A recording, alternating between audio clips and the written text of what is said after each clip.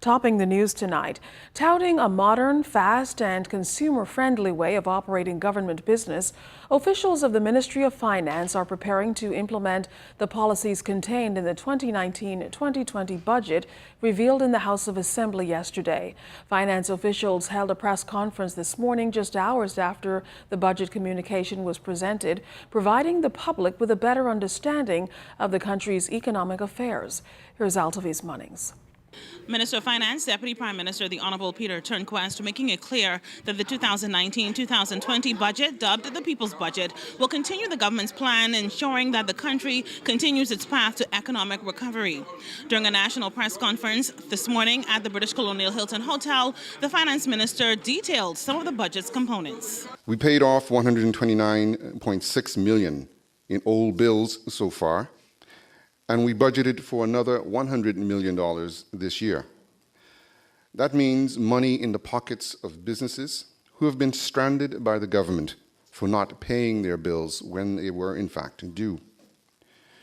We cut the deficit dramatically this year, and our estimate for the new year is $137 million, which is the lowest deficit in 10 years. This means the government can borrow less and protect the future of young Bahamians. Acting Financial Secretary Marlon Johnson pointed out that allocations for the new budget year are lower than the current budget year. But if you look at all the expenditure line items, the budget for this upcoming year is higher than where we anticipate the expenditure to end up. So that even though the allocations are down, the truth of the matter is that more monies are being budgeted that are projected to be spent last year. For recurrent expenditure, we project that we're coming at around $2.435 billion, and next year the budget is for $2.530 billion. That's an increase of just over $90 million.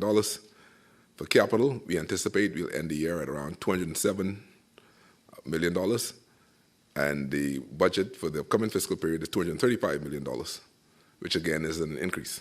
The acting financial secretary noted that the new fiscal year will see results from the 12% value-added tax increase. For July of this year, the receipts the government would have been at the old 7.5% rate. Also, as you would be aware, the government made accommodation for the hospitality industry as well as the construction industry. And so for the first 6 months of the year, a lot of their forward advanced bookings or existing projects were booked at the old 7.5% rate. All of that now washes. In this new month, we will have the impact of the gaming adjustment, which would bring in, we anticipate, some additional $20 million over and above what would have been budgeted prior. Ministry of Finance officials remain confident that the economy is still poised for growth, as statistics indicate an estimated financial increase of between 1.8 and 2.2% this year. Altaviz Munnings, ZNS Network News.